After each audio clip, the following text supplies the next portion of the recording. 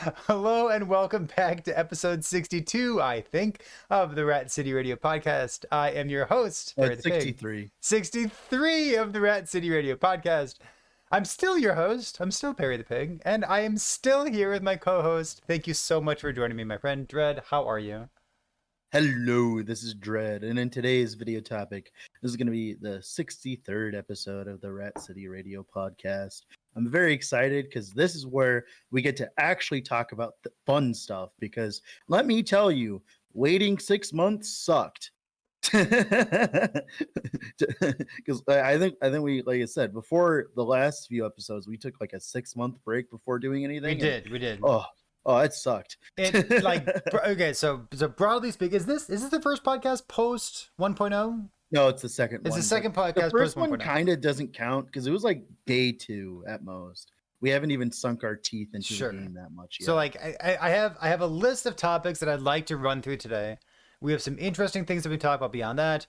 We gathered some questions from people who are watching live on twitch.tv/PerryThePig right now. So beforehand, if in the future you're interested in having questions answered, being in Twitch chat, watching live, and asking those questions before the podcast begins, pretty good place to be. So I wanted to start with I guess I'll ask you how you're doing. I have a very specific topic that I want to get to, but first of all, like build you're playing right now, how are you currently doing? So I just finished Ignite Black Hole Meteor. I won't go too far into it, but I was pretty happy with it considering that, Black Hole before this patch was a complete meme. So that's cool. I got that too. I've pretty much recently I've raised my standards of where I push builds now. Right now I've been pushing them to about 1,000 corruption and like killing Aberoth pretty quickly. That's been like my new standard, and I stay around that standard now. And Black Hole completely dumpstered that standard, so it's actually good now. Holy shit. We live in a world where Black Hole's actually good. Now you were revisiting like an Ignite build that you had played previously and like trying to juice that build up. Mm-hmm. Is there a spell damage build out there, or is that like a different league? Of build, different tier? It doesn't even work. Got it. The damage isn't there. Good. Yeah. All right. Understood. Because remember, I was running spell and Ignite, and it still wasn't doing that much damage. Okay. Like I was like trying to run the spell damage. A good example is like in the monos, I would like plop down my Black Hole before it started applying ignites. It'd do maybe 40k ticks to the monsters, which sounds like a lot, but then in all reality, that's like 400k ticks, which actually isn't that much in all reality. Yeah. So that's what you're playing right now. Go ahead. Well, no, I'm actually finished with that build. Okay. What I'm actually playing right now is a Doom brand Doom Necromancer. So if you don't know, is it Doom, like Doom, the thing from the Rings Red Shades? Mm-hmm. No. The Doom from the Rings. Yeah, okay. Actually, the ailment itself. So there's the Doom brand. Is that what you're doing as well? No. Okay, not that thing. Got it. Okay. So if you don't know, Doom was changed this patch, guys, to make it so that only the highest stacks in terms of damage apply. Same thing with Time Rot, which makes a lot of different Doom builds that weren't viable before viable, because what the problem was is you would put down big fat Doom stacks on things and then it would just suck because it would get erased. And a lot of like you played Doom back in the day, and like one of your biggest problems from what I saw was like you couldn't touch the mobs. Like you had to be very sterile with your approach. But now you can just do whatever the fuck you want as long as you do enough more damage, right? Yeah, in the past you needed to have like as few hits as possible, because like if you hit them a second time, you'd apply like a much smaller, more multiplier, but it would still overwrite the rest of your damage. So Doom builds were pretty cooked in the past, but now they're like, I mean, they're still like in meme category, but they're way cooler. Oh yeah, for sure. And there's of course certain skills like Infernal Shade that can get absurd multipliers, specifically Necromancer Infernal Shade, due to the dagger called the Ghostmaker, which gives you more Infernal Shade damage per wraith that you have out, up to like 400% more. And yes, that applies to Doom, just like how it applies to ailments. And of course, as well, you're applying it with the Explosion, which also has a bunch of more multipliers. And you can combine those two to get really big, fat stacks of Doom. And then you could have your Bone Curse also applied to Crepify, so that enemies take % increased damage over time, and you can use the Pearls of the Swine amulet. No, I'm using Mana Guide. Oh, never mind. I need mana regen. Wait, Mana Guide on a Necromancer? It has 70% mana regen on It's it. perfect. Sure, I'm whatever. stacking. I have to stack a certain amount of attack and cast speed so that I can, like, Got it. obviously summon my zombies and stuff. Because one of the biggest problems with the build, mind you, is the fact that because I'm not using the axe, I can't get to 100% chance to apply Right, doom on right. it. So I But only like only have the axe 80% also has what, like a bunch of doom duration. Yes. penetration, right? Uh, it has a decent amount, but the specific stat that we care about on the axe that would have been nice is doom duration, so I wouldn't have to like spam as much. Mm. Because what's going on is there's a like the big version of Infernal Shade where like I'm there's like familiar the with it. big explosion. Well, that has 150% more damage multiplier on it. So if I cast enough, I can do 4 big fat stacks, but with of course the explosion, right? And that will make my Doom do even more damage. So having more hits and more Doom applications means that more consistency, which means I want more cast speed. But if I want more cast speed, it costs a lot of mana. And if I want that, I need mana regen. And I'm already a unique Gucci build already. So I need to like find a way to get a bajillion mana regen very quickly. And thankfully, mana regen is mana god is a 70% fat mana regen modifier on it, and it's on an amulet, so you can get it with like T7 mana regen. Right now, my mana guide, I can take it off. It's giving me 10 flat mana regen, Like Perry. you go from 10 to It's 20. absurd. Yeah, no, I go That's from 19 to 29. that's pretty big. Yeah, it's Interesting. insane. It's like literally build defining sometimes, in my opinion. People are going to be abusing this in the future. That actually makes me want to play Avalanche all of a sudden. Yeah, you can play Avalanche. Oh Huh. yeah. Oh yeah. Oh yeah. Huh. That's interesting. All right, listen. So What have you been playing? Whoa, have I been playing? I started the build contest for season 2. The season 2 build contest this time around. We're doing set item crafting. So a build to be a part of the contest has to have some kind of set item craft on it. Like you could have like the entire set for the set bonus, or just one particular thing that you're building around, whatever you want. So I wanted to leave it nice and vague because I wanted to see what people could do with set item crafting.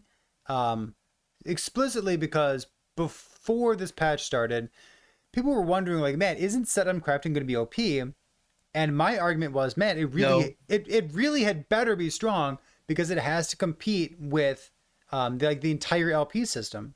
And like now that LP like has guaranteed 1 LP slams, like that seems like probably the most defining part of season 2 of this patch. Yeah. 100%. Yeah, like the guaranteed slams are completely crazy. I think the fact that you can guarantee slams past 1 LP is the biggest part, because now, to give you a good example here, if you have a 3 LP, let's say you have a 2 LP item, and you have one specific affix you want on top of the guaranteed affix, you went from like I think a 1 in 8 chance to a 1 in 3 chance to hit what you want, which is just fucking bloody absurd, right? Well, think about like a body armor too. Like you go like you know like T7 skills and then like vitality, health, or intelligence, health. It's like it's extremely likely that you're going to get something that you want. I don't even know if it's like a bad combination at that point. Especially if you use the right item, right? Right. Now, of course, although what this has introduced though is there's been a meta shift. Double T6 items are insane. Like pretty much like a good example on my chest, I have T6 intelligence and T6 chthonic fissure damage over time. Not preferring a T7 modifier? Oh, I mean, if they existed, sure. I'd have to go use a bunch of runes of redemption, and I don't want to do that crafting until I know the build is good, right? Because that's gonna be like hours of me sitting in Merchant's Guild and like trying to figure out like how I'm gonna do it, and then I have to pray and hope and pray it's a 1 in 3, right? So the build that I'm playing right now for the set item crafting contest that we're running, I'm revisiting a Frostclaw build that I played in the past.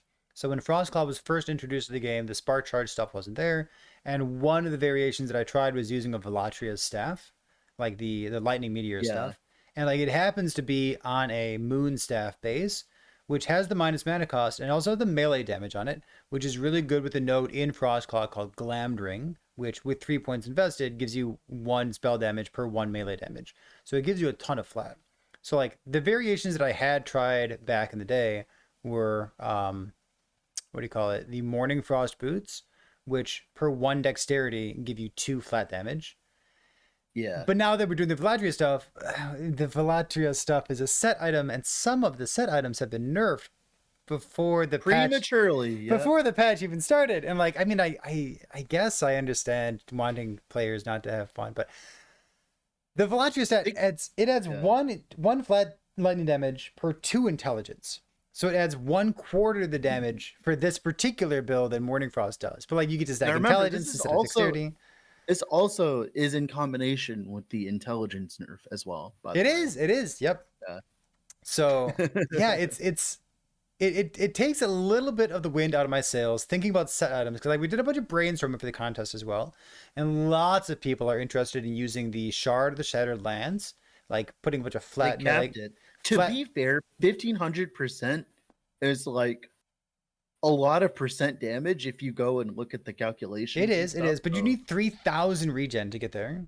Yeah, you do need 3,000 regen. That is fair. Yeah. So people are like trying to go all out and make these things happen, and like it's like not quite getting there, and like it almost feels like it's better to just like build percent increased damage normally than it is to invest in this thing. To be fair, investing in defenses and damage at the same time should be expensive. To be fair, mind you, like anytime, I hear you. I hear you. This is actually why. This is why I rate like this is why when I play like the Frostbite Heartseeker Marksman and people are like being like, oh, you're not doing as much. Oh, sure, for the cold res stacking your ward retention as well. Sure. But well, the reason why it works so well is because since I'm running freeze rate multi, right? I'm freezing enemies. So as I scale my freeze rate to get more cold pen for my damage, I also freeze enemies more often. At 1,000 corruption, I was like perma freezing white mobs and everything, which is absurd. Like having that Wingari pack not attack you is an absurd damage layer, and that's like the kind of stuff that's why like the Velatria set specifically got nerfed, is because scaling your damage with your defense is going like every single ARPG ever in the history of like ever, right? The moment you can scale your damage and your defense at the same time, it goes ballistic and probably gets nerfed, right? And that's why I understood why they nerfed it. But yeah, but they nerfed both parts of it though, like the ward retention and the damage there. Exactly. Yeah, they did. Come on, man. Let me play my build. So that's what we're trying right now. We're doing like all the full repeat Frostclaw stuff. It's got no spark charges, but it's still very enjoyable to play.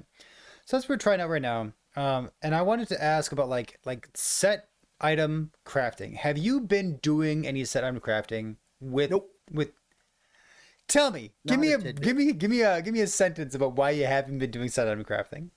I haven't played a build where it's relevant yet. All right. People are confused about the sets. You know that they're still absurdly niche, right?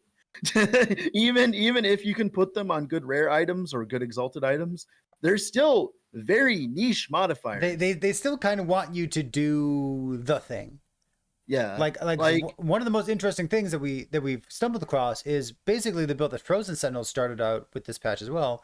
Yeah, doing the shock chance per intelligence and using that to feed into Rune Master's branded deception, I think it's called. And like that's neat, but like I feel like interactions like that with set affixes are kind of few and far between.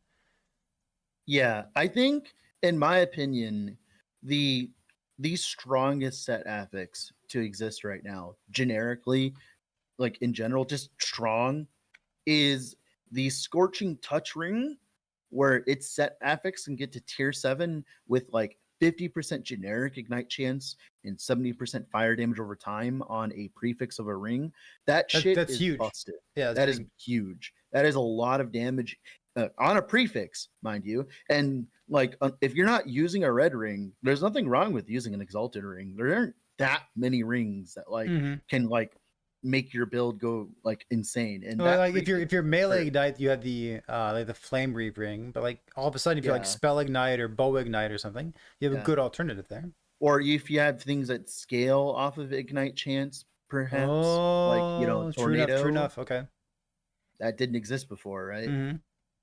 And that's like the kind of stuff that like the set affixes I've seen has been useful for, is like literally the affixes themselves, not even the set, which in my opinion is just interesting. Just having more access to more sets and stuff is cool, dude. Like that's cool, right? I like that. So I haven't used it yet, but that's just because I've literally just haven't had an opportunity to use it. Not because it's like they're like personally bad. Like I just haven't had an opportunity at all.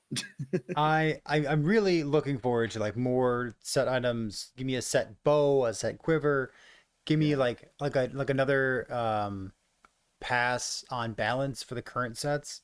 Like That's there's actually kind of why I talked about when we first brought this up. I was like, I'm not excited for the sets that we have now. I'm excited for the sets that they design in the future with this true. system and Like now that we knowledge. have the system in place, like let's start using it, you know?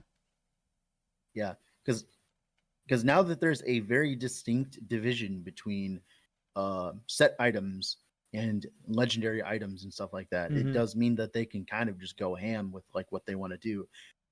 So I'm excited for it. I'm excited for it. Like I don't think the set item rework was bad. I think it was very well needed, and I think it's good.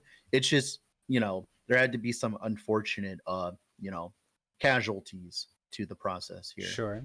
So I wanted to segue past set items into something else that Mhm. I considered for the build contest, but I think I made a good choice of not doing it for the build contest, which makes me a little bit sad. And that is champion affixes. So Uh, champion affixes are drop only, always sealed affixes that you don't get a choice of the base type and they can't be used with unique item crafting for LP stuff. Have you done anything with champion affixes? nope. They are way too hard to utilize They properly. are They're good for way leveling. too hard to If you're utilize. leveling, like if you're leveling hammer throw, and then you hit the smite one, Sure. Cool. the minion teleport one is the most useful one. It feels like the Putting it minion on a teleport one ring. always drops on a minion ring too. Have you noticed that? No, It feels no, that's not super common everything. for rings. But yeah, that's like the only one that is like remotely even usable outside of like leveling is because like not having that affix on not your boots is Mm-hmm. important because your boots this patch is an insanely like very good like slot. So not wasting it with experimental crafting is insane. Mm-hmm. I was thinking about doing this as a build contest, but I couldn't justify asking people to like first of all like You'd screw farm. over everyone in COF for I sure don't at the think very anyone would least. participate. You know what I mean? I think it'd be Yeah, too hard to yeah. actually get the item for the build that you're trying to do, I and have no also have idea it how be a you'd be good able to do build. that. Yeah, Yeah, it'd be like a exactly. very, very brutal thing to do. I You do just get like, a bunch of like smite hammer throw builds. yeah, That's I what you like the do. lightning blast one. I think it's quite good. Oh, the lightning blast one is good. I Yeah, like the lightning blast one. If you're playing a lightning blast only build, that build is good enough to like genuinely actually try to target farm. yeah, it's pretty cool. It's like chance. It's like a 25, 37% chance for like 4 extra Yeah, chains, which is 2 extra chains if you have the convergence which name. yeah, like that's insanely good. Yeah, Remember, these are also good for the one node that like shoots out in a beam instead. And they just buffed Battle true Mage's enough. Endeavor. They just buffed Battle Battle Mage's Mage's Endeavor. Endeavor. So Yes. yeah. I think somebody was actually trying Battle Mage's Endeavor, but like yeah, like that's the kind of thing that I would love to see as an option. Like we have, They should drop more. There should be like a Weaver node that like you know how makes your they had the Nemesis base types and then they added something that made them much more common. Like they yeah, added they're the so champion much better. affixes. Oh my Well, god. they added the champion affixes, and like next patch, surely they're going to add something that makes them more common, Yeah. the same way that they just did with the Nemesis base types. It could literally just be a okay, your champions have a significantly higher chance to drop a like champion affix, but they Or have they like maybe they less drop a exalt pile of champion or affixes an or something. exalted, right? Or just Sure. have it more chance to be exalted because like that's I'll be honest, that's the problem probably. They just probably just don't drop exalted enough to show in your filter, you On know? better base types, maybe? Could we influence base types Well, somehow? Could we imprint something to make the base types? I don't know. well, they could just fix that by just dropping more. I think they could fix that by just making more items All drop. right. Yeah, so the champion affixes was a possibility for the build contest, but we kind of tossed it out the window because I I mean, it's kind couldn't. of like the personal items too. It It's is just, they're it's kind of literally the same thing. categorized as personal affixes. So like Yeah, you can't interact with them, you can't craft them, you can't put them on different base types. Maybe someday in the future we'll get some kind of base type crafting, but that's certainly not yeah, what we have right now in the game. yeah. I mean, you do have it with Gliss of Envy. It'll just go away You if I'm not sure mistaken. do. Man, remember when Yeah, envies were added to the game and people were trying to figure out how to craft with them? yeah. They have That's so so funny. much text on them. and it's Yeah. all irrelevance. True enough. Oh yeah, for sure. All right. Uh Cool.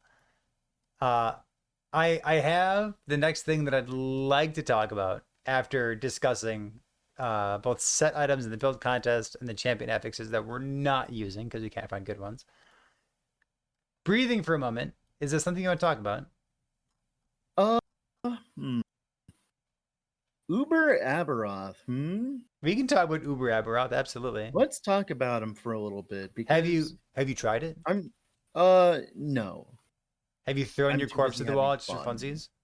No, but I'm seeing the sentiment in the community here a little bit about Uber Aberoth a little bit. I can tell you as someone who has been playing for the last 4 years and like has a pretty good idea of how the meta is and the patch and stuff like that. Like Uber Aberoth is one of those things that's going to exist in the game for a while. That like if your build can do it, it's great.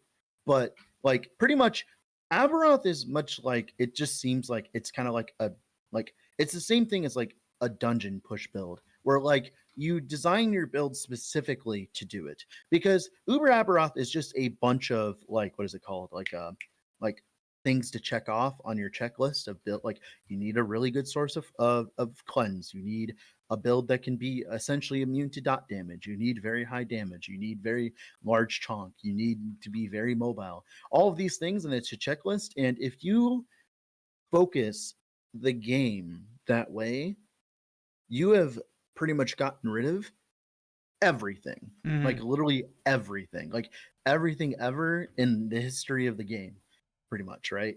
Except for things that are a little bit notoriously broken at the time, right?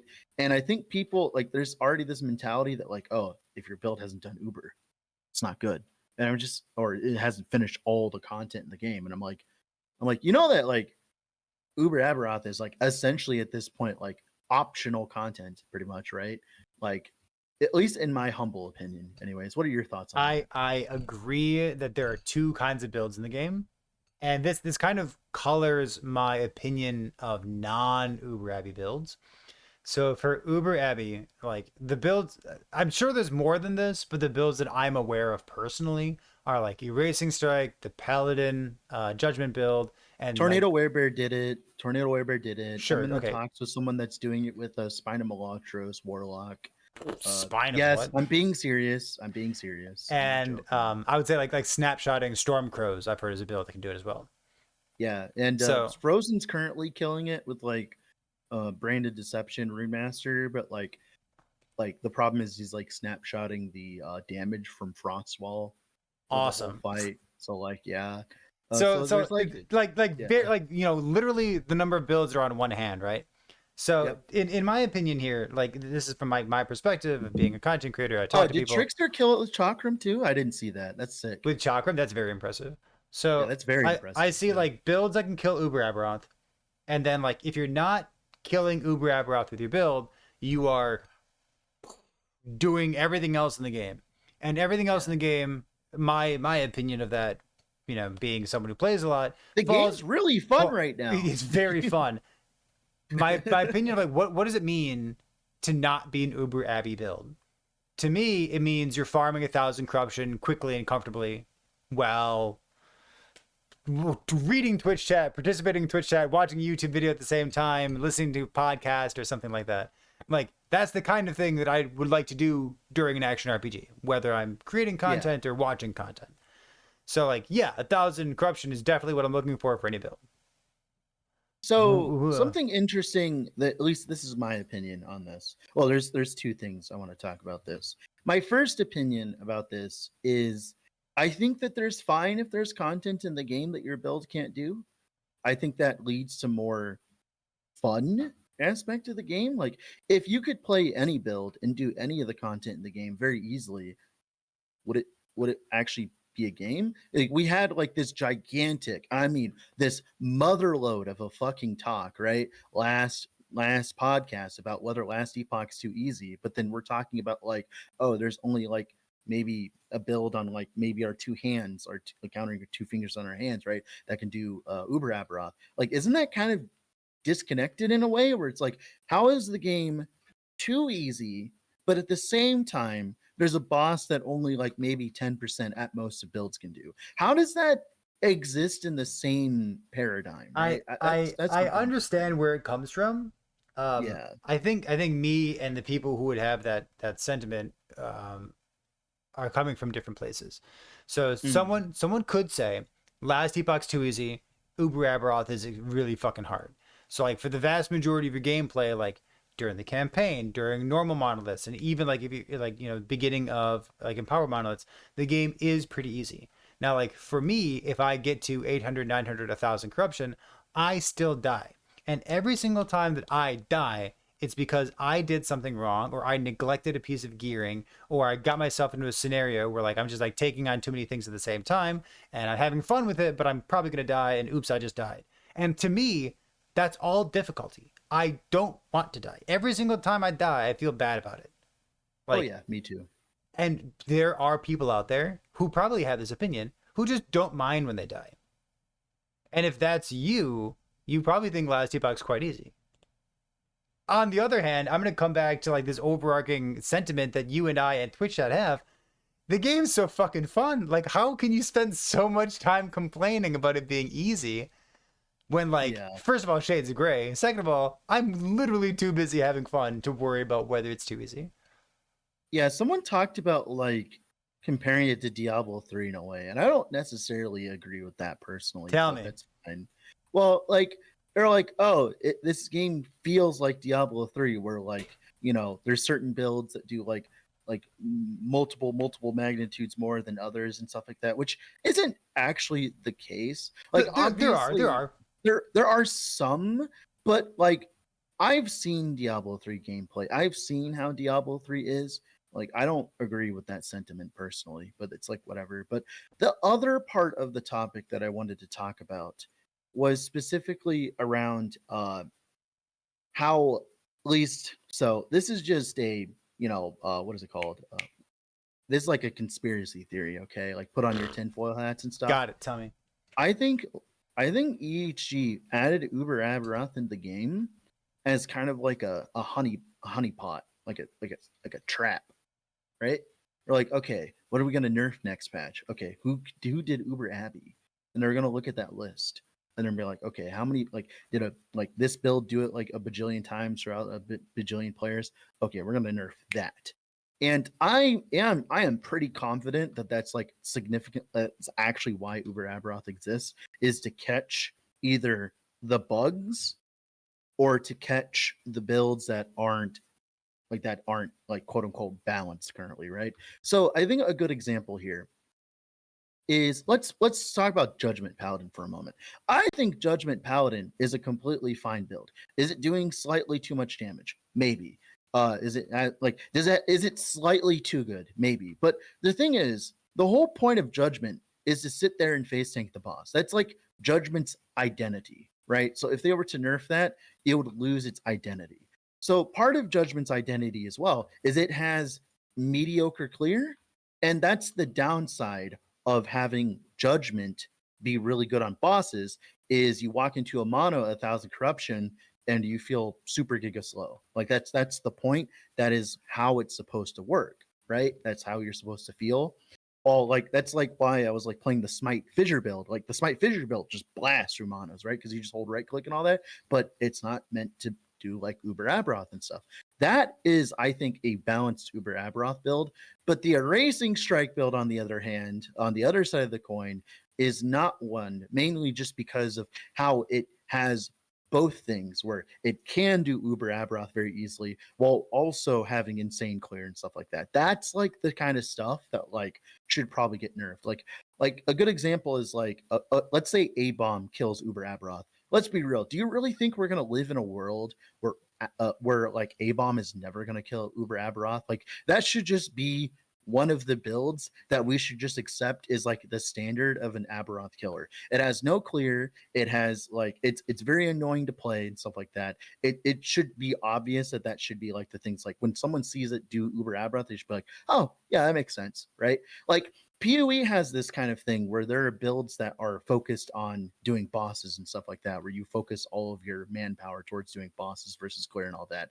And I'm happy that the game is finally gravitating towards that, where you can invest into those things. But that's just like me personally. I don't. What are your thoughts on that? I'm gonna talk about the racing strike for just a moment here. So I was Yeah, of playing course. a like the VK Smite Fisher thing. I had my boy and I leveled up, and I heard I don't think we talked about this on the podcast. We can talk about it right now, the previous one. But I heard that who was it? It was Fub Gun had the first solo softcore kill with the Racing Strike. And I Yeah. remember that you had been talking about a Racing Strike. Other people have been talking about a Racing Strike being good and buffed and whatnot. And like, I don't really call myself like a Racing Strike gamer. I was like, I don't really keep track of it. So like, it got buffed, good. So I looked at the gear that Fub Gun had been using for a Racing Strike. And what really stood out to me first was his gear looks real fucking basic. Like there was Oh yeah. nothing interesting going on. Like he had a 2 LP axe, which I guess was cool. Like he had T7 flat void damage and T5 melee attack speed. But like the rest of his gear was just like 1 LP unique items with T7 mana slammed on him.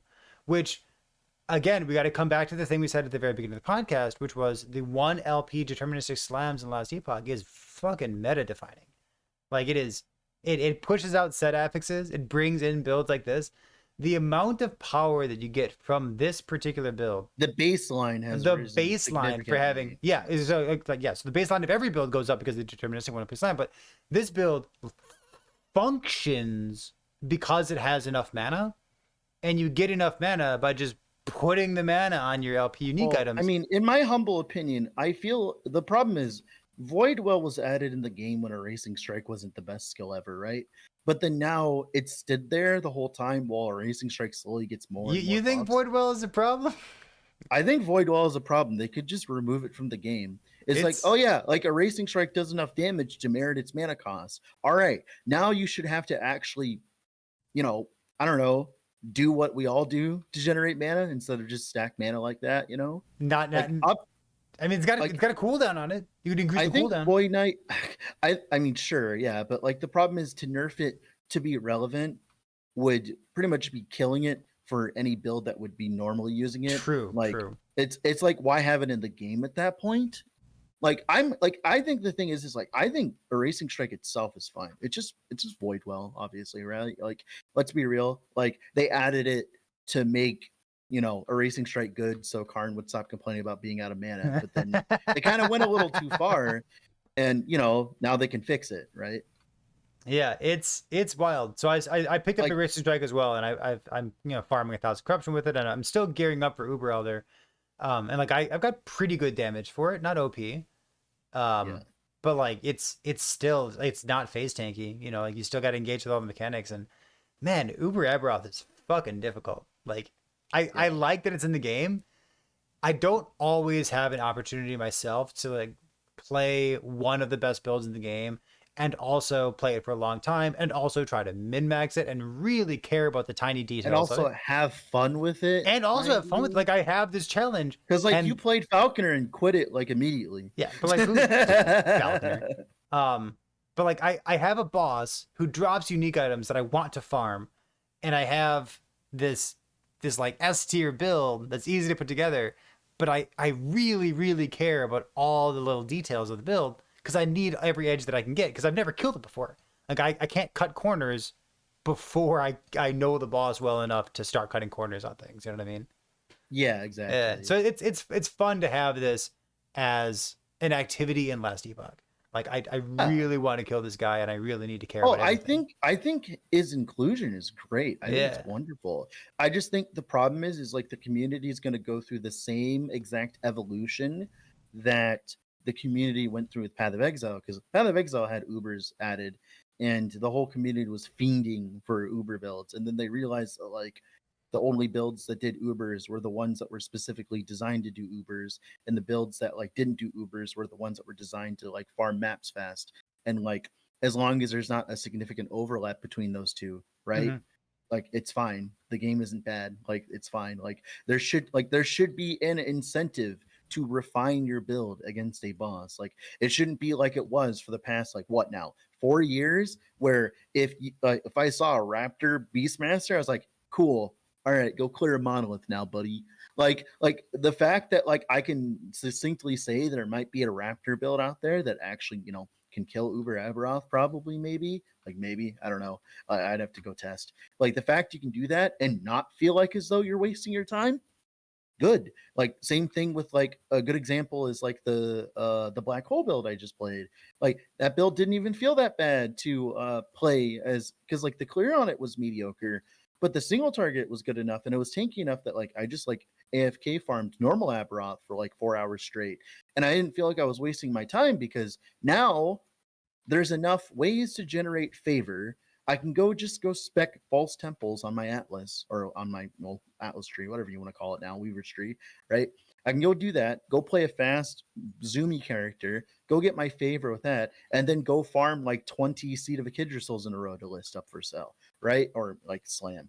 Like I think the game is finally moving towards a you don't need to build a build that does all the content anymore. You can focus on specific points of content. Like a good example here is like I want to play a Warpath Void Knight that its entire existence is to just click on the next echo and turn your brain off. It will not be interacting with bosses. It will never kill a boss in its entire life other than the initial 5 Oribus's it needs to get to 1,000 corruption. And then after that, no bosses after that. That's all it's gonna do. And I think that's great. Love it. I want to pivot to a infographic that Last Epoch or Oh that yeah. EHG put out, I think today, for season 2 first week stats.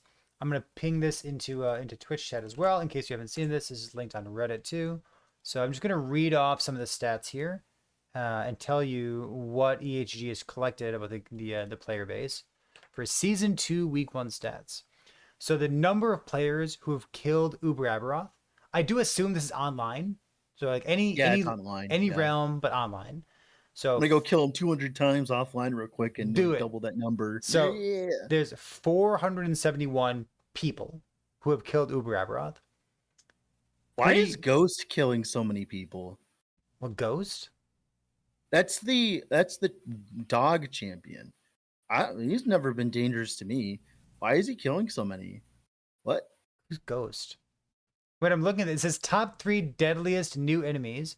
Uber Yeah. Aberoth has killed a lot of people. Killed 358,000 Ghost is people. dog champion, like the frozen dog champion. Radama the Cursed is the Nagasa lady that like has a gigantic physical swipe that like does infinite damage. So like Y'all I get know like the names of the champions? oh I know all the names of the possessions. You know why? Because Because they like kill you or at what? 1,500 corruption, they'll start fucking you. Like a good example, you know how I know that the name of the laser beam possession is called a Raced Witch? Because it's bugged and it's a damage over time beam that can crit you. That's why I know its name. You know what? I've died to a damage over time crit. I wonder if that was the same thing. Probably Weird. was. Love it. Love it. So Ghost is deadly, and then Radamasa the Cursed. Cool. Love that. Well, Uh the reason why is I don't know why Ghost is deadly. I don't die to Ghost at all ever. wonder. I die to the Void melee champions, like the cultist dudes. Those guys suck because they always spawn with like the bubble on them, so you have to be forced into melee with them. And like if you're playing a Heartseeker build, that shit sucks. There's something that says total players who died at level 1. 392. Damn. So I guess I accidentally added to that. so you know what's funny about that? I don't think you can die at level 1 unless you're really, really trying to. So you need to cross the bridge and you need to go fight the phoenixes at level 1 because those first couple monsters literally can't kill you. Maybe they put on the veteran boots. Well, then you have to cross the bridge and go in the cave for that though.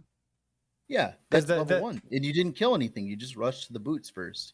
What maybe Maybe they didn't. Maybe they were doing a boot. Maybe they were doing a doing boot only run. Yeah, and they didn't want to kill any enemies because they're like, well, that's not the challenge, right? why are people dying at level 1? Maybe I missed something. So it says normal player deaths. There have been 10 million normal player deaths and 163,000 hardcore deaths.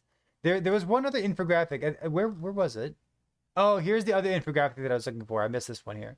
So the peak concurrent users for week 1 were 150,000, 150.5 thousand. Awesome.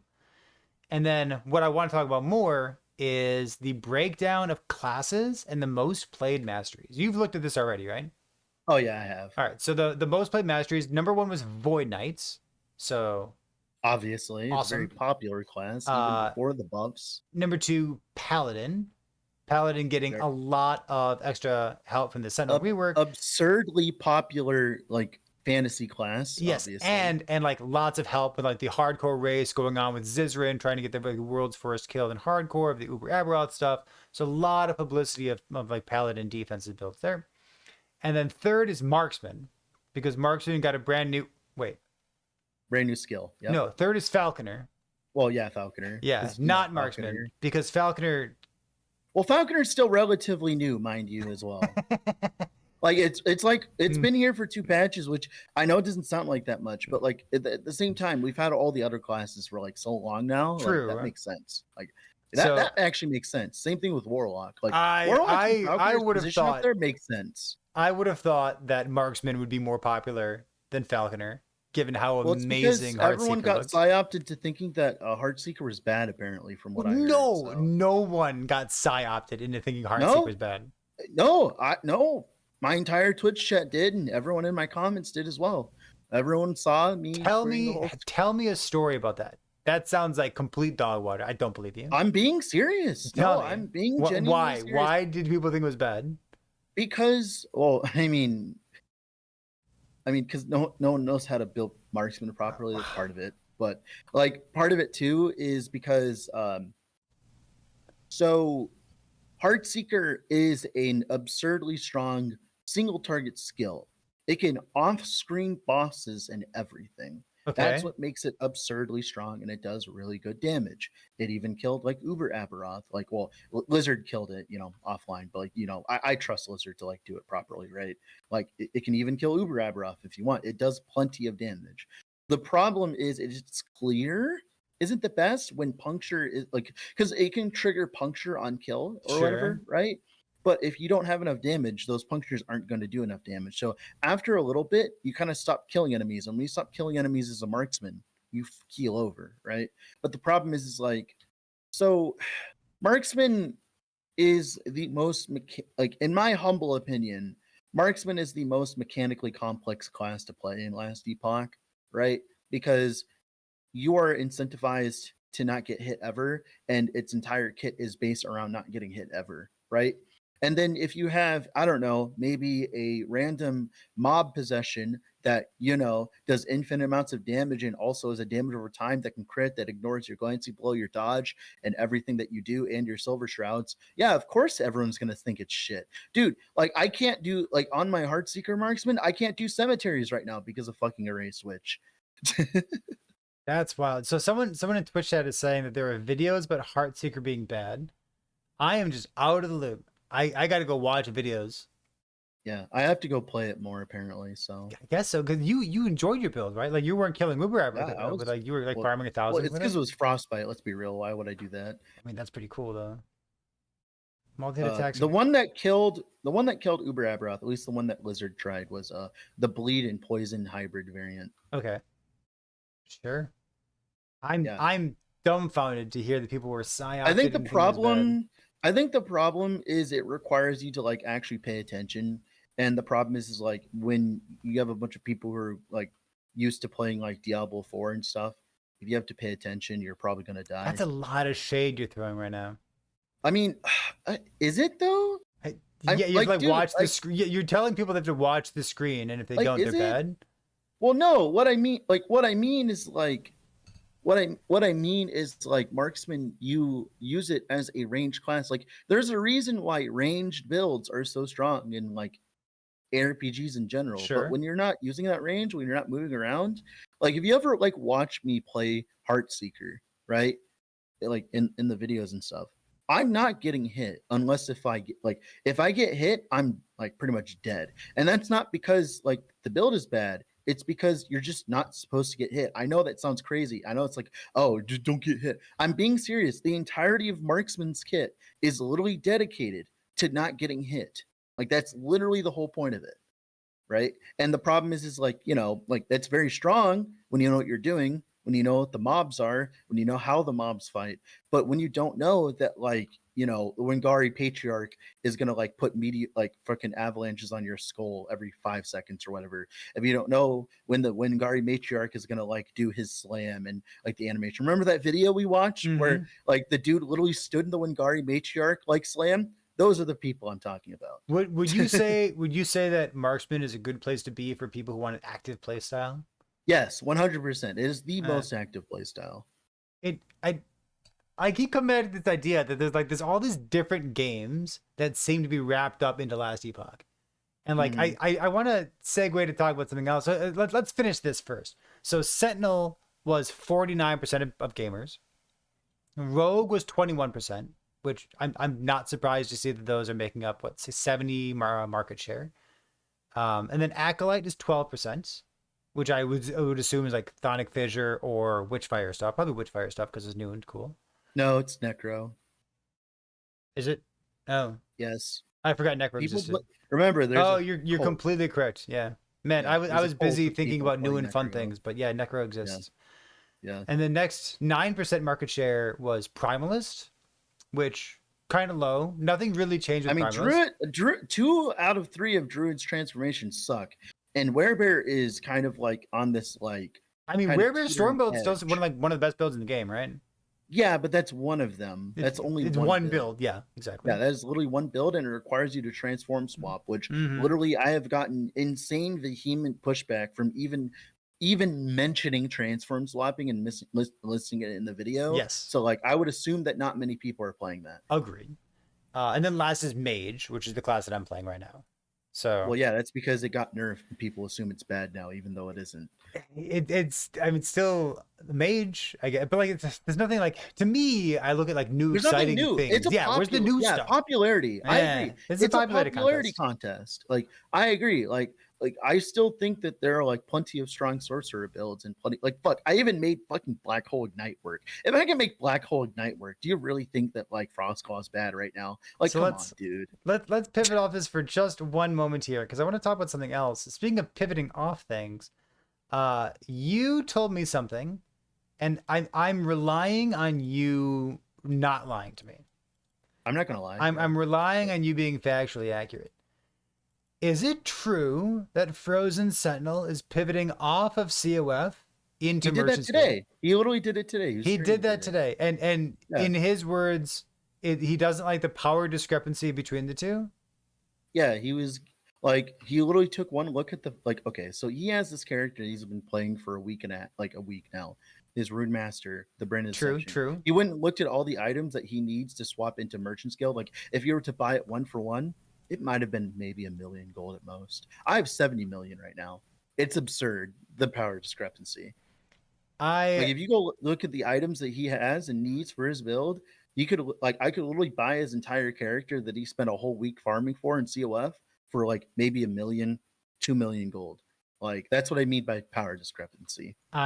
I've been telling people that if you're at all interested in like the difference in power between Merchant's Guild and COF, like if you're like which one's better, which one's going to give me, like if you're ever asking any question that looks like that, the right answer is Merchant's Guild. Like you should not play COF unless you explicitly like what COF is doing. So I've actually changed my tune on that just tell me. of late. My opinion on that now is, okay, are you a veteran player that has a lot of knowledge about Last Epoch and what other people are playing? No? Are you like new? Play COF. Are you someone who has a good idea? Like, are you a veteran player who's been playing for like a few years and you know what other people are playing, or are okay with doing some market research and figuring out what other people are playing so you know what items are good? You like joining like the Sanctum Discord and stuff like that. If you like that, yeah, you go Merchant's Guild. I think if you're a new player and you have no idea what items cost and stuff like that, and you're going very slow and the market's kind of like pushing past you, I think as a new player, you should just play COF. I don't think you'll see like a bigger bone. Like, I think Merchant's Guild and COF on day one, like 1 to 3, like level 1 to like 300 corruption or whatever, are like pretty much the exact same like experience, like 100%. I mean, you're not really doing anything, and because of that, And because of that, I think that like going COF is better because then you at least then you just get extra drops, right? Because like for a good example here is I played Merchant's Guild this patch, right? I didn't even feel like I was playing Merchant's Guild till day 2. I was just playing like COF but without the benefits, right? Like that was pretty much my Merchant's Guild experience for day 1 and 2, and it's just always like that every single time. And if you're not ready to not have the COF bonuses like the kitty gloves on for day 1, like you have to self farm. Although the Weaver's tree has made that way easier. The To be Weaver's tree fair, feels amazing to interact with. I really like that. yeah, and it's helped out. It's helped out a lot probably because you get access to that way sooner. Like you can get the imprints like immediately in Hmm. comparison, right? Like because like COF, you have to get rank 12 before it starts feeling really good. With the Weaver, you just get all 4 imprints, and all of a sudden you're dropping insane items. Like now, whether or not that's overpowered or not, we'll talk about that later. But I was so surprised to hear you mention Frozen Sentinel by name because I know like one of the first big videos that he put out was like, he markets himself as like the spreadsheet guy, and he was talking about like what the best prophecies Mhm. we're doing. Here's what my COF character looks like. Here's my 3-month COF character that's better than Merchants Guild characters, and he's kind of like united his identity with like Mhm. COF. Hearing him say, apparently, because I didn't hear it firsthand, hearing him say that he wants to pivot in the Merchants Guild instead, wild to me. Well, I mean, the thing is like, so the thing is with like, okay, so COF and MG has like this really weird, just like dichotomy. In COF, you're really incentivized to play the best of the best of the best because favor per hour, pushes your build to the extreme, right? Mm-hmm. But if you're playing something that is remotely even slightly worse than a normal build, you're going to be slower significantly because of that, right? And since Rune Master and like Mage got kind of nerfed and it's not quote unquote keeping up with like Paladin and Void Knight in terms of like Uber Aberoth kills, in terms of speed clearing, in terms of all that, pretty much a racing strike here, right? Like pretty much like since his build wasn't keeping up with the racing strike, he's like, okay, well, I'm gonna go play Merchant's Guild and make my build way better now because like I can't keep up with these kind of builds even in COF, right? It's just like in COF, and when Mage was the top of the top, like the cream of the crop, COF is easy when your build can do like 1,000 corruption without much investment or Are whatever, you right? saying COF But is then, easy when you're playing one of the best 1, 2, or 3 builds in the game? yeah, like it gets like magnitudes easier, Okay. like exponentially easier, right? Because if you're playing like a mediocre build in COF and you struggle to do 300 corruption because you haven't gotten everything yet, life sucks. It's it's a Life it's a sucks. it's a different video game. You like It is a completely different video game. Yep. and I said this once already, but I want to say it again. Like there are just different video games wrapped up in Last Epoch right And now. I like that. I like that. Last Epoch has been proving itself to be the you choose your own experience ARPG, and I really enjoy that. I I don't really mind enjoy I that. I don't mind it either, but I feel like it's important, like given the fact that like I have a podcast, I have a stream, I got YouTube videos. Like Mhm. I should say these words out loud to reiterate because there's people talking about like, is the game too easy, is the game too hard, is the game this like that. When you're hosting these conversations, people are coming to the table with different lived experiences. Yeah, And like exactly. one Yeah. person's a marksman in Merchant's Guild, and the other person's playing like a werebear in COF. And like they have very different understandings of like what Last Epoch is to them. It's like it's to me it's fun I because like if agree. I want to play a different Yeah, game, I I think it's fun. can. It's great. Yeah, I love it. I Yeah. fucking love it. Like of late, my mentality has been I play Merchant's Guild when the cycle starts because it's the best then. And then once the cycle dies and everyone goes off to go play the Oblivion remaster, which I'm gonna be doing eventually, right? Like when people go and do that, I can just go play COF instead. Like and COF is great because it's evergreen, while Mm-hmm. Merchant's Guild is more of like a seasonal kind of thing. There you And go. those both exist in Last Epoch. And playing COF like isn't like it's not like Path of Exile where it just feels like you're playing a worse game, right? Like or you're playing like a more like it doesn't feel like as though you're getting shafted. Like Yeah. so I think in my opinion, COF is objectively worse than MG in terms of player progression, like the speed at which you progress. But it's never been a problem. It's never been like a power thing. It's just been like a good example is like in Merchant's Guild, I can gear my character in a day that it takes like maybe 4 or 5 days it takes a COF player. But your COF build is just as strong as my build. It just takes longer to get there. Mm-hmm. But it's not like PoE where it takes like a month or a year to get there. It just takes like maybe a few extra days, right? Especially if you're playing a lot.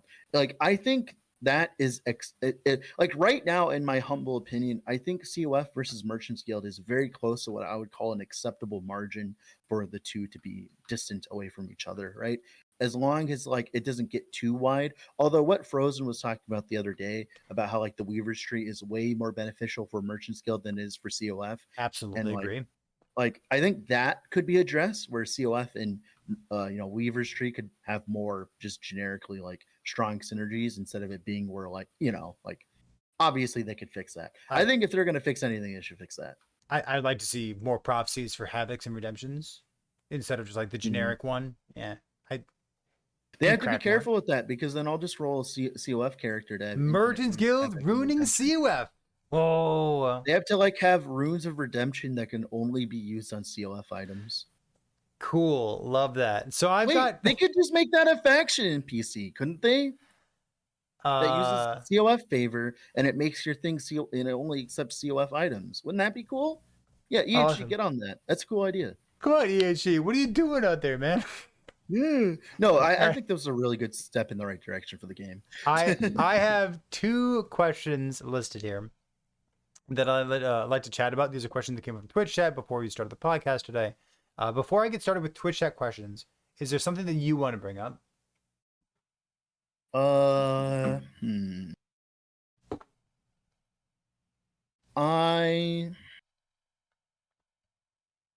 been a lot. There's been a lot, so I'm like rolling through my head here. You think I'm gonna show off my capybara again? Yeah, I got my capybara, a little plushie here. I got mine too. It's got a little orange. You got a capybara too? Yeah, I do. What? Do you both have capybaras? Yeah. What the hell? I told you I got it during my. I told you earlier. I got it during my my anniversary. That's so good. I didn't know we both had them. Mine vibrates. What's yours do? Oh, mine just smells good. Mine doesn't smell good. Probably because it vibrates. All right, so let's move right on from that. So what's on your mind? Tell me something. I like that this baseline of power that we've gotten has made making not memes but more questionable build choices a lot more viable. Like the fact that I can play a build called Doom Necromancer and not be joking and be serious, like completely serious about it, is great. Would you say that comes from the 1LP slam meta? Mm-hmm. Completely, yes. Completely. The fact I can get a Stymied Fate with max rolls, right, and slam it with T7 movement speed, so I don't feel like a grandpa on a mobility scooter like I did yesterday with Mana Guide, right? Like the fact I could do that instead of having to farm up 20 Stymied Fates, hope to God that I get one that works with the good mods, right? Because remember, I have to care about the mods on my Stymied Fate because the Stymied Fate the boots for the Doom chance because using like double Doom ring and boots. Okay, gotcha. Yeah, I need that to be perfectly rolled, and I also need it to have 1 LP because I also need to have movement speed. And then before I would have to slam it 4 fucking times before I got it. Farm 4 of them too, yeah. Yeah, and like they're not easy to get. They have level 100 LP. Like the fact I could do that and make a build function instantly is really good. Like the base, I think overall, I think the baseline power thing is great. In general, I think it's in general a good thing for the game. There are certain things that it's worse for sure, but I think overall it's a healthy thing for the game because what it means is now EHG can like kind of balance the game around that a lot more, because there was a lot of times where it just kind of felt like, other than very specific, like the fact that I can like push like, okay, like literally, like I will literally go down the list now because I've finished 4 builds now already. And like every single build I played was at 1,000 corruption, was smoothly doing Aberoth, right, and doing great. And remember, like I said, Merchant's Guild, yada yada yada. I get that part, but at the same time, you could do this in COF. It would just take longer, right? So I just want to point that out before we move on here. I played Ignite Black Hole Sorcerer, I played Maelstrom Fizz Afterdot Werebear. I played Frostbite Heartseeker Marksman and Lightning Smite Fissure Paladin. And let me tell you, and now Doom Necromancer, I could not have done that last patch at all. Even if these existed last patch, it would have taken me so much time and effort to get the gear ready for these, because there are certain builds in Last Epoch that don't work until you have specific gear choices pieces, right? You might call them meme builds, you might call them like off meta builds, like specific things, like when the components come together.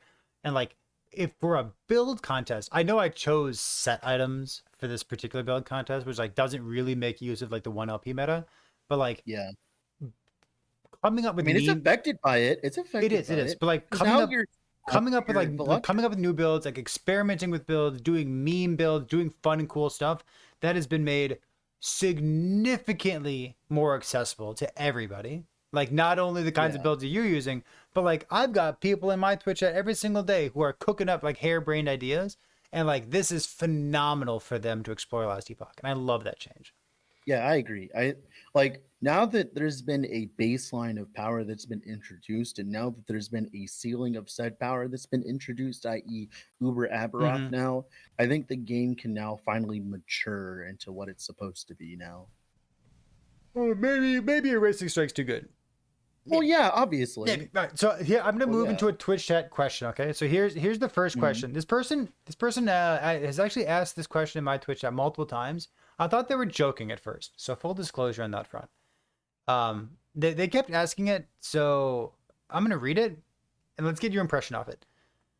They said, "Question for you both, please and thank you. Why don't we have 3 to 5 S tier builds for each class?" How would you approach answering that question? I think that like we do have those. Like they already exist. Like I don't really see that they don't exist. Like we can go down the line if we need to, but like okay, let's say rogue. All right, falconer, any kind of falconer, cool. Shadow daggers, cool. Heartseeker's already killed Uber Aberoth, cool. All right, so that's 3 for those, right? And they did say class, not mastery. So yeah, they did say class, not mastery, but I'll just specifically choose one of each mastery just because why not, right? More diversity, great, right?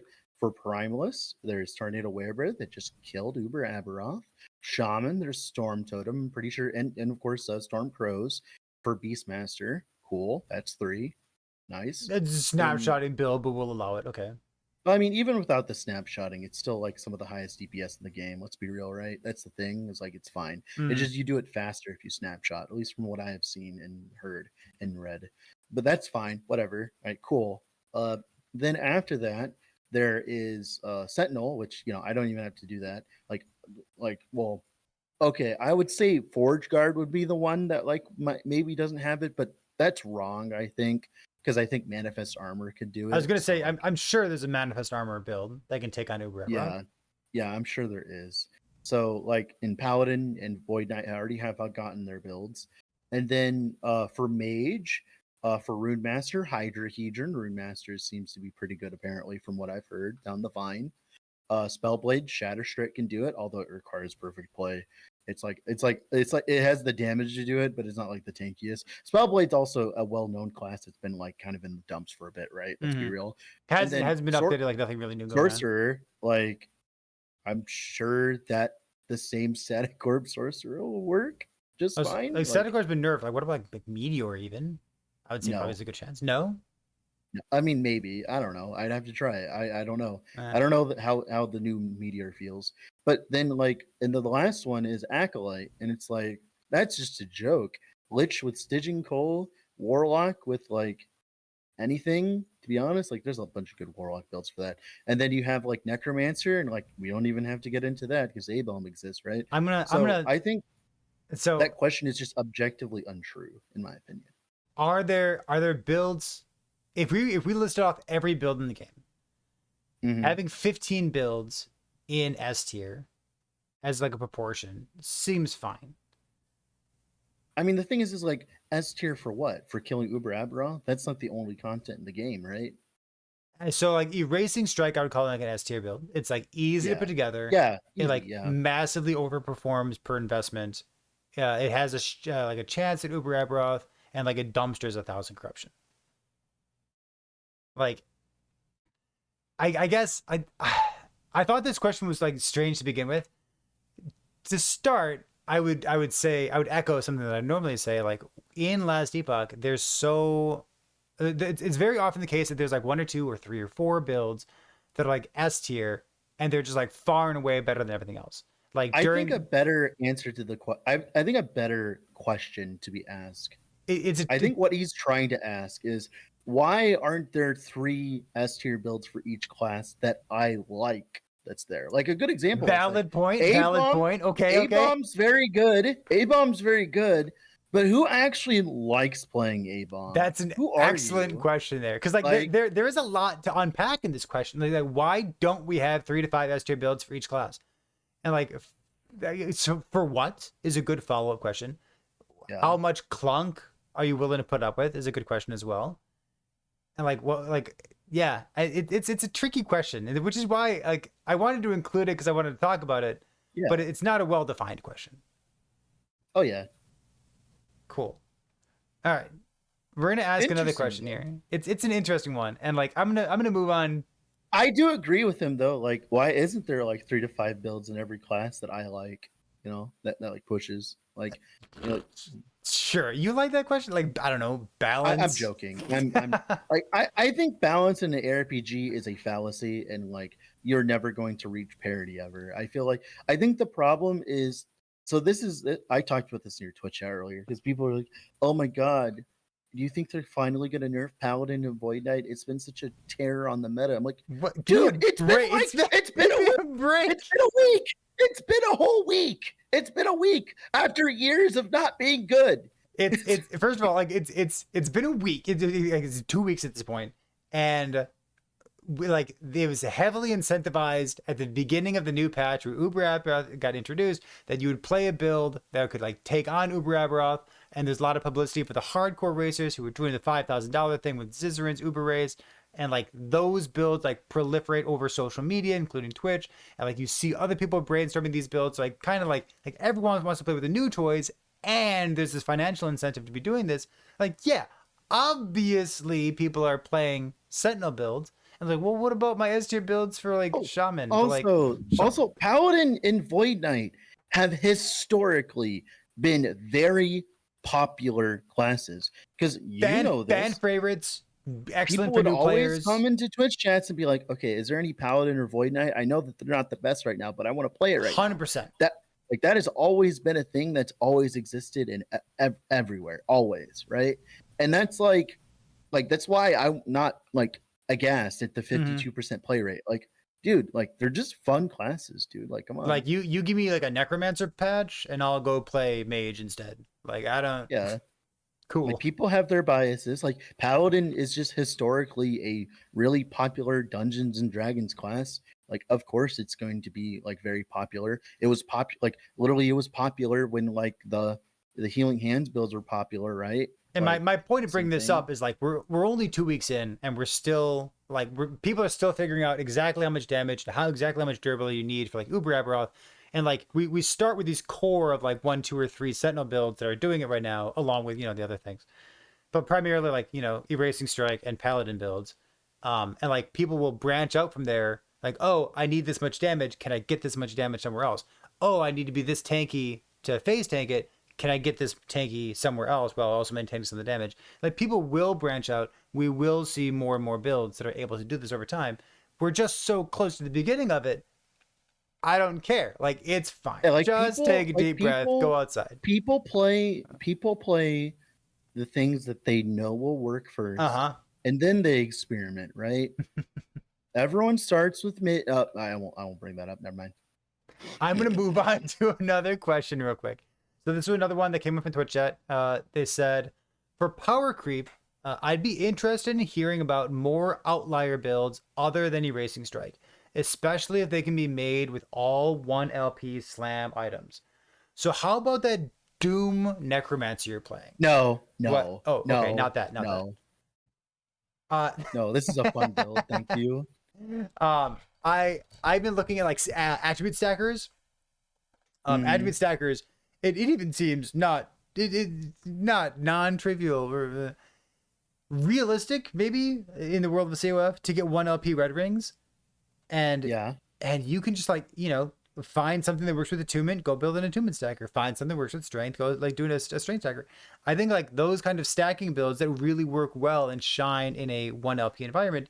Something like you said that stacks both offense and defense with a singular stat like cold resistance or like freeze rate Yeah. multi Or mana stacking with or mana attunement stacking with stuff. that. With Yeah, Seed of Echidrosil, yeah, like those I having a think 1 LP Seed of Echidrosil with exactly the modifier you want is such a boost in generic power. for Because like sure. if you showed me a Seed of Echidrosil with like tier 7% health, I'd be jealous. But now I'm just like, oh cool, you farmed Aberoth for like 5 minutes. Mm-hmm. Great.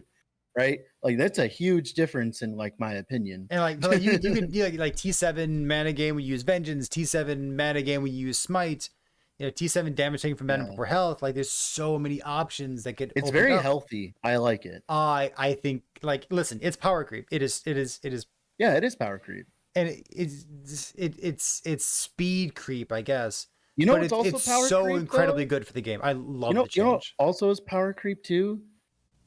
Damage over time lasers critting me. That's also power creep. That's I would call that power creep. You know what's not power creep?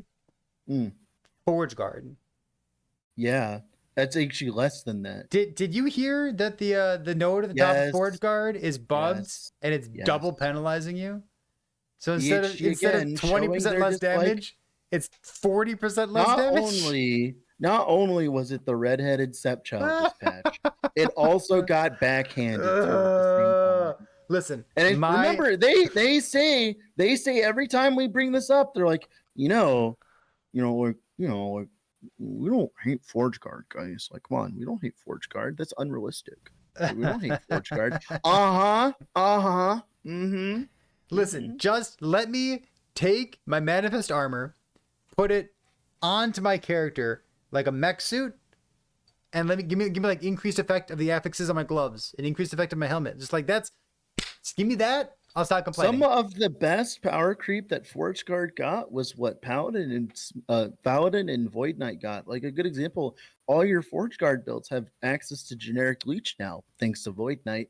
Oh, all your Forge Guards got a lot better because Sigils of Hope is autocast for you. Oh, your your Forge Guard's a lot better because like the skills meant for Paladin and Void Knight got buffed for the most part, right? Like Devouring Cool. Orb got buffed. Like Love it. it's just really funny. Like it did get buffed, but not in the way that we would like, anyways. But whatever. Poor skills. I almost for the build contest that I was talking about earlier, I almost did a crit smelter's wrath build. Oh my goodness. Using like a two-handed mace, using the forged weapon stuff, getting a bunch of flat fire damage per forged weapon. Like you could like you could hybridize like forged weapons along with the mantle of the pale ox. Like you have forged weapons Hmm. like DR while you have like a minion with you.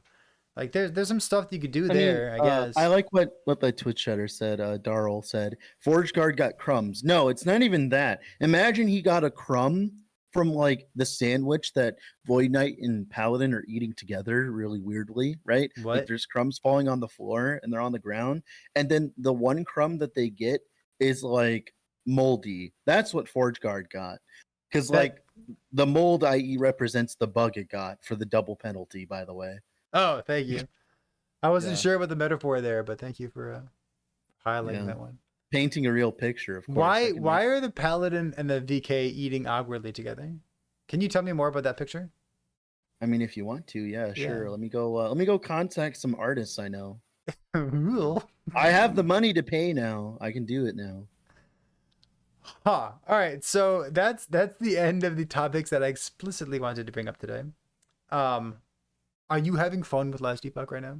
Yes, very much so. Is To the this point is this where the like, best patch we've ever had in Last it Epoch? is the best patch we've ever What's had. what's gonna happen when we have Lich plus Necromancer patch in 1.3? Uh, I mean, maybe just maybe I won't have to have Death Seal on my bar when I'm playing Lich. Maybe that'd be That doesn't great. seem right. That didn't seem right. Uh, Get out of here. I hope to God. apparently 1.3 we're going back to the ancient era as well, so we're gonna have like dinosaurs and shit too. We're gonna have, oh, can we have dinosaur minions? EHG dinosaur minions? Maybe they'll finally fix snapshotting. Maybe. There's been a lot of talk about snapshotting recently. Oh, I know. I know, Good. because it's always happening in my chat. I mean, too. listen, I'm happy that it gets publicity because it's rancid and cringe. So we should talk about it. Like, We should of make late, fun of it until it goes yeah. away. I've been streaming a lot, and I'm sure you noticed, and like I have become a receptacle of bad takes and opinions and such. It's been great. How's your Because, mental like, health doing? oh, it's doing great. Like Yeah. I'm doing great. Good, It's good. just I get to share a lot of the fun stuff I read. That's all. The biggest problem I have is like I'll start streaming and then like someone will immediately come in and like ask me, it's like, hey, Dread, what's the best build in the game? Like what's the best build in the Shut game? up. And you know how I answer that now, Perry? How? I just say that, oh, it's Cinder Strike Blade Dancer. Maybe one day I'll be right. It's not bad. Like I'm being serious. Like every single time, like someone asks, I just say Cinder Strike Blade Dancer. It's amazing. It's such a cop out answer. It's great. Not even like the build that you enjoy or follow your heart. Just like Nope. basic I'm just tag. so tired of the question at this point. It's- And like the thing is like someone is like, dude, like someone in my Twitch show is like, dude, you're gonna get like a death threat one time because they're literally gonna like play it and suck, and they're gonna like come and just like get pissed at you. I'm like, damn straight. Listen, when you're a content creator, things happen. You know, it's not too big a deal. That's kind of a sad note to end on. I don't want to end there. I want to end on a different note. Very positive. No, I thought it was cool. Like, Can I like I like it. It's can I fun. see your can I see your capybara again? Yeah, of course. There you go. His name's Henry. Mine doesn't have a name. Yeah. I'm gonna call him Carrie. Carrie the capybara. Carry the capybara. The best build in Last Epoch. Well, this is the best podcast in Last Epoch. I'm not gonna mince words about that. But this has been episode 62 and a half, probably episode 63 of the Rat City Radio podcast. So, Dread, thank you so much for lending me your evening. I know it's kind of a late podcast for people who are like watching and listening live, but thank you for sharing your evening. Appreciate it. Anytime. I enjoyed it. For the rest of you, if you are watching or listening on YouTube or Spotify or some kind of VOD after the fact, let us know where you are watching and listening. We'll make sure that your listening and watching experience is as good as possible. I hope. So, episode 63 has been Dread, Perry. We'll see you next time.